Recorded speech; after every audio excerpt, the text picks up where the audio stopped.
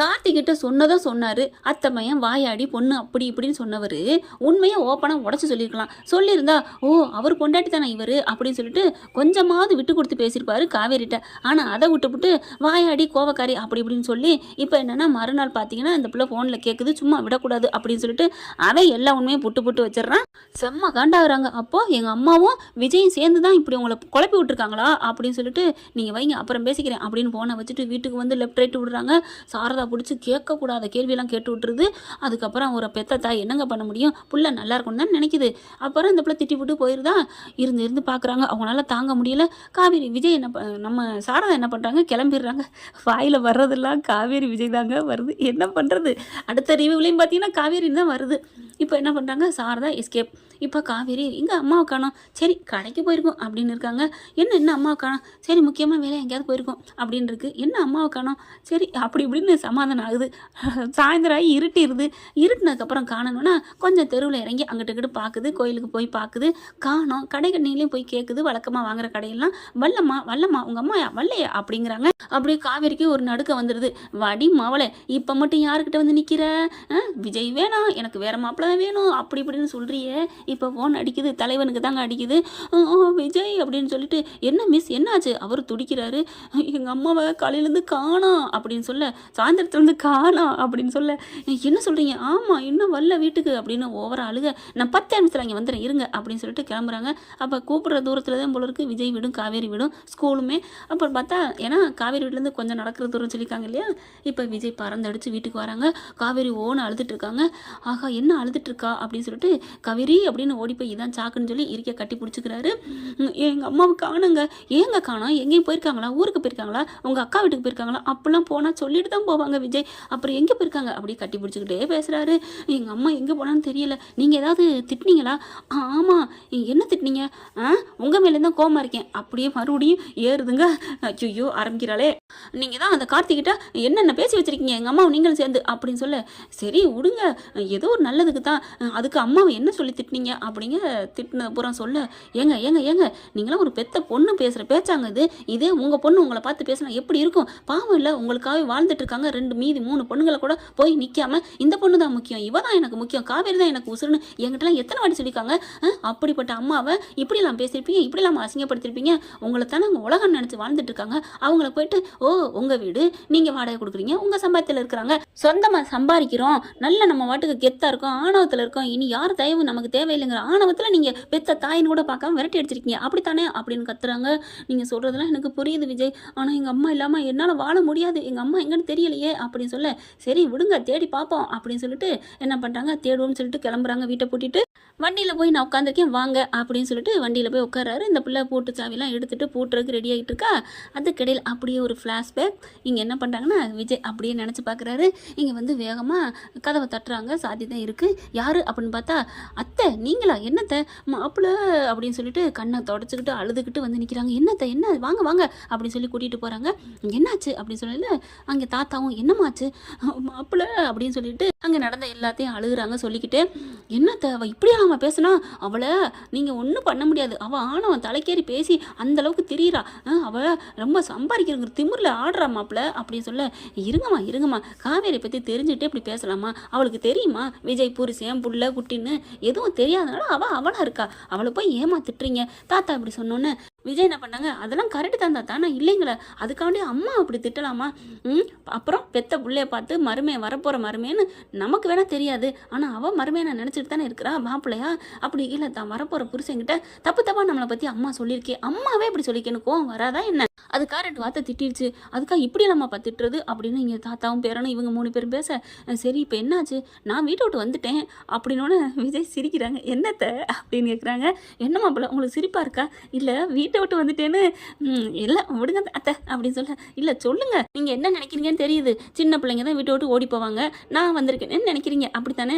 ஆமத்த, மருமையை வீட்டுக்கு மகதான் ஓடி வரணும், நான் வந்திருக்கேன்னு பார்க்குறீங்க அப்படித்தானே? போங்க, நான் போகிறேன். ஐயோ அத்தை, என்னத்தை, நான் விளையாட்டுக்கு நீங்கள் அத்தைங்கிற உரிமையில தான் பேசுகிறேன். நீங்கள் வாங்க, நீங்கள் என்ன ஐடியாவோட வந்திருக்கீங்கன்னு எனக்கு தெரியும், சொல்லட்டா அப்படின்னு சொல்லுங்க. நீங்கள் இன்னைக்கு ஒரு நாளைக்கு என் ரூமுக்குள்ளே இல்லை இந்த வீட்டுக்குள்ளே இருந்துட்டு அவளை அலைய விட போகிறீங்க, என் பொண்டாட்டியை. அதானே அந்த குறிக்கோளில் தானே வந்திருக்கீங்க? நீங்கள் சொன்னது பாதி ரைட்டு பாதி தப்பு. என்னத்தை சொல்கிறீங்க? அதாவது ஒளிஞ்சிருந்து அவளை வந்து ஆட்டம் கொடுக்கணும், ஆட்டம் காமிக்கணும், அது என்ன என் எண்ணம் தான். ஆனால் இன்னொன்று, என்னத்தை, ஒரு நாள் இல்லை தம்பி நீங்கள் சொன்னது. அப்புறம் 2 நாளா அப்படின்னு விஜய் கேட்க, 2 நாளா? அதெல்லாம் அவள் இருந்துருவா, அவளை இன்னும் காய விடணுமாப்ல. உடனே விஜய் முகம் மாறுது. என்ன தம்பி, என்ன ஒரு மாதிரியாக முகம் மாறுது? பின்ன என் பொண்டாட்டியை நீங்கள் என்னதான் இருந்தாலும் நான் உங்களோட கூட்டணி வச்சுருக்கீங்கிறக்காண்டி என் பொண்டாட்டியை மட்டமாக பேசுகிறீங்க, அது என்ன காய விடணும் ஒரு வாரங்கிறீங்க?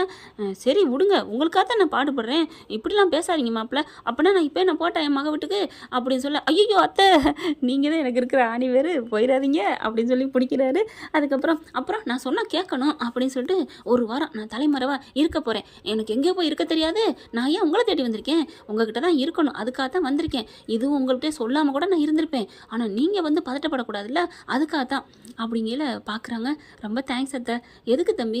இல்லை பெத்த பொண்ணு பதட்டப்பட்டாலும் பரவாயில்ல, நான் பதட்டக்கூடாதுன்னு என்கிட்ட வந்து சொல்கிறீங்க பார்த்தீங்களா, பதட்டப்படக்கூடாதுன்னு. எனக்கு உண்மையிலே நீங்கள் எனக்கு ஒரு அம்மா அத்தை அப்படிங்கிறாங்க. விடுங்க தம்பி, இதை நீங்கள் ஏற்கனவே சொல்லிட்டீங்கல்ல, மறக்காமல் வச்சுருங்களே அத்தை, இன்னும் 7 வருஷம் ஆனாலும் நான் எப்படி மாப்பிள்ள மறக்க முடியும்? அதே மாதிரி தான் என்ன அடித்து துரத்துனீங்களே, அது ஞாபகம் வச்சிருக்கீங்களா? ஏங்க தம்பி அதை போய் ஞாபகப்படுத்திக்கிட்டு அப்படின்னு சொல்லிட்டு, சரி எங்கே வேர் இஸ் மை ரூம் அப்படின்னு கேட்க, என்னது, சரிப்பா எனக்குன்னு தெரியாத ரூமாக கொடுங்க, ஏன்னா காவேரி இங்கே வந்தாலும் வருவா, அவள் மொத்த ஆளாக இங்கே தான் வந்து நிற்பா, வேற யார் அவளுக்கு நாதி இருக்குது அப்படின்னு சொல்ல, அதுக்கு தெரியாத இடமா சொல்லுங்க அப்படிங்கல, இங்கே இருக்க ஒரு ரூம் வாங்கத்த அப்படின்னு சொல்லி கூப்பிட்டு போகிறாங்க. இந்த ரூம் சரியாக இருக்கான்னு பாருங்க. சரியாக இருக்கு மாப்பிள்ள அப்படிங்கிறாங்க. அதுக்கப்புறம் சரி சாப்பிட்டு போங்க அப்படிங்கிறாங்களா. கொஞ்சம் வெளியில் வந்து அதெல்லாம் கூட்டி கட்டி முடியட்டும்னு வெளியில் கூப்பிட்டு வந்துடுறாங்க. அப்புறமா அக்கா அதை கூட்டி விடுங்கக்கா அப்படின்னு செல்விக்கிட்ட சொல்ல, எல்லாம் பண்ணுறப்பா நீட் பண்ணுங்க, மெத்த கட்டில் எல்லாம் நீட்டாக இருக்கணும் அப்படிங்கிறாரு. ஏன்னா மாமியாராச்சில் சின்ன மாமியாருக்கே நல்லா சரி பண்ணி கொடுத்தவர் முத்துமலர் குடும்பத்துக்கு, சொந்த மாமியார் விடுவாரா என்ன விஜய்? இப்போ என்னன்னா அடுத்த கட்டம் என்ன மாப்பிள்ள அப்படின்னு சொல்ல, அதாம்மா தம்பி என்ன பண்ணலாம் அப்படின்னு சொல்கிறாங்க. தாத்தா வர்றாரு. இப்போ என்ன திட்டத்தோடு நீங்கள் இங்கே வந்திருக்கீங்க, நீங்கள் அதை சொல்லுங்கள், என்ன திட்டமா? இப்போ அவன் வந்து நிற்பா. விஜய் என்ன சொல்கிறாங்க, வந்து நிற்கிற கூட லேட் ஆகும், வந்து நிற்கிறக்கும் கொஞ்சம் வெக்கப்படுவாங்க அத்தை. ஏன் சொல்கிறீங்க? கழுவி தான் ஊற்றிட்டாலே, அப்புறம் எப்படி என்கிட்ட வந்து பேசுவா? அதனால் ஃபோன் அடிக்கலான்னு தோணுதுன்னு சொல்லையில ஃபோன் அடிக்குது, தான் அடிச்சிட்டால சொல்லின்னு செல்வி அப்படின்னு சொல்லிட்டு ஃபோனை அலோ அப்படின்னு அட்டன் பண்ண அப்படின்னு ஓன அழுக. என்ன காவேரி அப்படின்னு சொல்கிறத நம்ம முன்னாடியே பார்த்தோம். அந்த ஃப்ளாஷ்பேக் முடிஞ்சிருச்சுங்க. இப்போ காவேரி வேகமாக இறங்கி காருக்குள்ள வந்து உட்காடுறாங்க. சீக்கிரம் அப்படின்னு சொல்லி அழுகுறாங்க. இருங்க பொறுமை காவேரி பொறுமை அப்படின்னு ஒவ்வொரு இடமா கூட்டி கொண்டே காமிக்கிறாங்க. இங்கே போயிருப்பாங்களான்னு ஒரு ஹோட்டலில் பார்க்குறாங்க, ஹாஸ்டலில் பார்க்குறாங்க, கோயிலில் போய் பார்க்குறாங்க. கடைசியாக மணியும் 10 ஆயிருது. 10 மணி ஆச்சு. எங்கள் அம்மா எங்கே போச்சுன்னு தெரியலையேன்னு ஓன அழுகுறாங்க. சரி விடுங்கன்னு கிடைக்கிற கேப்பெல்லாம் தலையில் தடவி கொடுக்குறாரு. மார்போடு அணைச்சிக்கிட்டு காவேரி அது பாட்டுக்கு அழுகுது. விஜய்க்கு ஒரே குஜாலாவாக இருக்குது.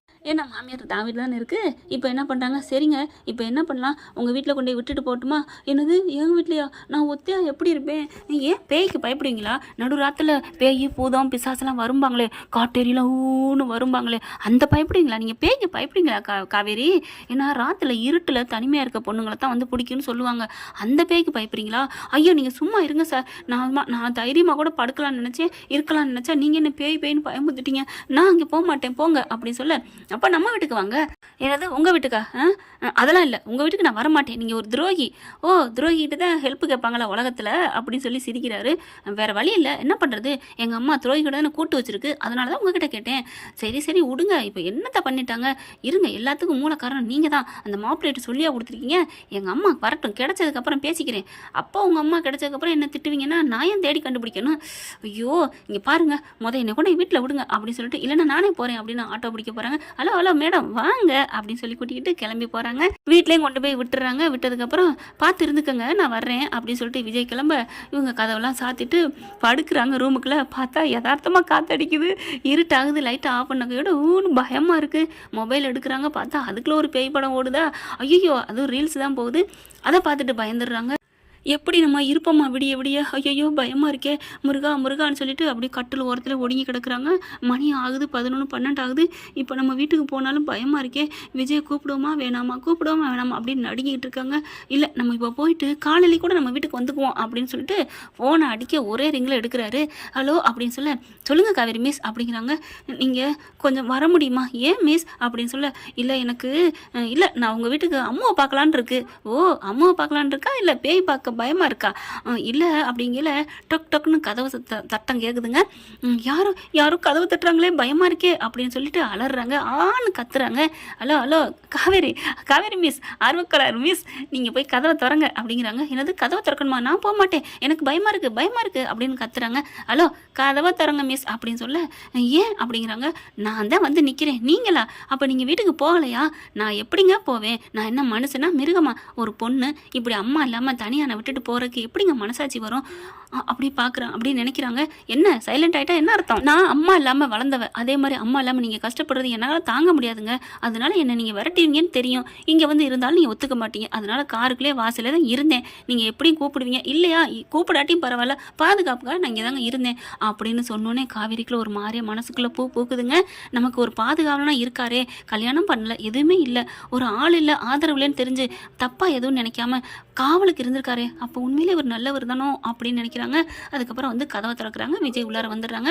வந்ததுக்கப்புறம் தாப்பா போட்டுறாங்களா, நம்ம வீட்டுக்கு போகலாமா காவேரி அப்படின்னு மணி ஒன்னாச்சே, இனிமே வா அப்படின்னு அப்போ இங்கே இருந்துக்கிறேன், விடுங்க, நீங்கள் ரூமில் படுத்துக்கங்க, நான் இங்கே படுத்துக்கிறேன்.